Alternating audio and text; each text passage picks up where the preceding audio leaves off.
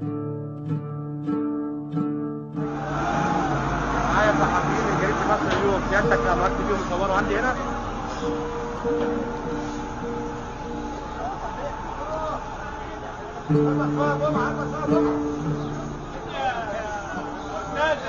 بعد اذنك مصورين مش ظباط يعني استاذني.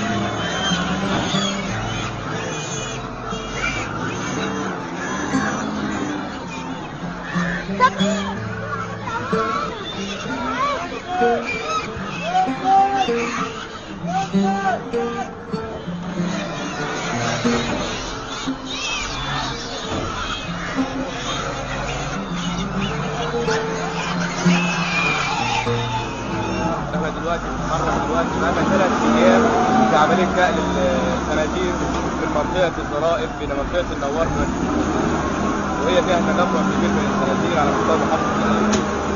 عمليه النقل بتتم بناء على تعليمات سيد المستشار المحافظ الى رئيس مدينه الجمهور بان احنا جهزنا اسطولين من السيارات صغيره لنقل الخنازير من الضرائب بمعاونه اصحاب الضرائب ونقلها لمكان زي ما انت شايفه دلوقتي الى المعدات الكبيره، ومعانا معده اللودر سيادتك، وبنجيب يحمله جوه العربيات الصغيره وبنعمل لها حفر تام وبندي ثمن كل خنزير لصاحب الزريبه وبننقلها هنا دلوقتي وبتروح طريقها على الدفن الصحي في ابي زعبل.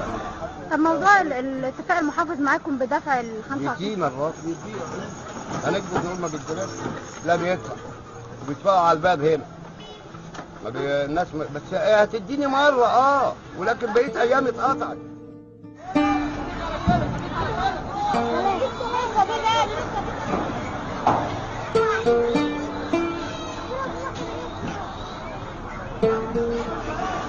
عمليه الاعدام بتتم هناك برضه غرفه عمليات موجوده في الدفن الصحي سيادتك، بيتبناها شحته بيه الاخر السكرتير المساعد سياده المستشار المحافظ. بيحطوا شابه قبل العربيه ما تقلب في المقلب هناك بيتم وضع عليها ماده من الشابه وبعدين تغطيتها بماده كميه من الرمال لمده ربع ساعه يتم اعدامهم. وهناك موجود حفره كبيره جدا وعميقه يتم السياره في قلب كميه الخنازير الموجوده.